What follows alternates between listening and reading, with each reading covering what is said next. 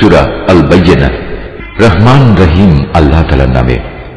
আহলে কিতাব ও মুশরিকদের মাঝে যারা আমার আয়াত অস্বীকার করে, তাদের কাছে সুস্পষ্ট প্রমাণপত্র নিয়ে না আসা পর্যন্ত তারা কখনো ফিরে আসত না।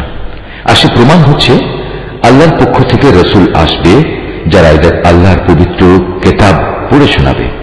এতে রয়েছে উন্নত মূল্যবোধ ও সঠিক বিষয়বস্তু। আগের কিতাবধারী লোকেরা তাদের কাছে সুস্পষ্ট প্রমাণ এসে যাওয়ার পরও বিভেদ এবং অনৈক্যে নিমজ্জিত হয়ে পড়েছে, অথচ এদের এছাড়া আর কিছুরই আদেশ দেওয়া হয়নি যে তারা আল্লাহর জন্যই নিজেদের দিন ও ইবাদত নিবেদিত করে নেবে এবং নামাজ প্রতিষ্ঠা করবে, যাকাত দান করবে, কেননা এ হচ্ছে সঠিক জীবন বিধান। আহলে কিতাব ও মুশরিকদের মাঝে যারা আল্লাহ তাআলা ও তার রাসূলকে অস্বীকার করেছে, তারা অবশ্যই জাহান্নামের আগুনে থাকবে। তারা সেখানে অনন্তকাল থাকবে।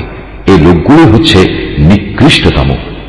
অন্যদিকে যারা ঈমান এনেছে এবং ভালো কাজ করেছে, তারাই হচ্ছে সৃষ্টিকুলের মধ্যে সর্বোৎকৃষ্ট।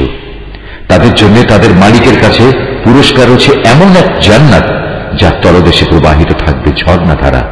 এরা সেখানে অনন্তকাল ধরে অবস্থান করবে।